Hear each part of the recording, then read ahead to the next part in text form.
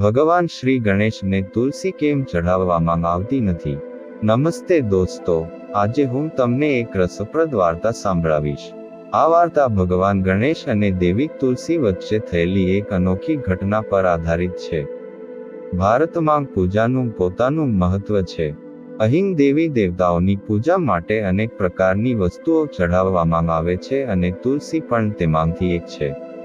પરંતુ તમને જાણીને આશ્ચર્ય થશે કે એક ભગવાન છે જેને તુલસીના પાન ચઢાવવામાં આવતા નથી. તે ભગવાન ગણેશ છે. એક સમયે ભગવાન ગણેશ ગંગાના કિનારે તપસ્યા કરી રહ્યા હતા. તે જ સમયે દેવી તુલસી પોતાના લગ્નની ઈચ્છાને ધ્યાનમાં રાખીને યાત્રા પર નીકળ્યા. યાત્રા દરમિયાન તેમની નજર ગંગાના કિનારે તપસ્યા કરતા ભગવાન ગણેશ પર પડી.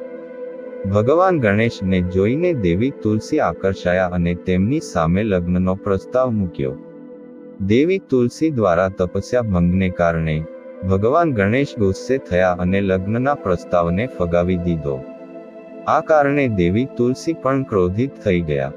તેણે ભગવાન ગણેશને શ્રાપ આપ્યો કે તે 2 વાર લગ્ન કરશે, તે પણ તેની ઈચ્છા વિના. આનાથી ભગવાન ગણેશ વધુ ગુસ્સે થયા અને તેમણે દેવી તુલસીને શ્રાપ પણ આપ્યો કે તેના લગ્ન રાક્ષસ સાથે થશે. આ સાંભળીને દેવી તુલસી ખૂબ જ દુઃખી થયા અને તેમને પોતાની ભૂલનો અહેસાસ થયો. તેણે ભગવાન ગણેશની માફી માંગી. ભગવાન ગણેશે માફી સ્વીકારી અને કહ્યું કે શ્રાપ પાછો લઈ શકાતો નથી, પરંતુ તમે ભગવાન વિષ્ણુ અને શ્રી કૃષ્ણના પ્રિય બનશો.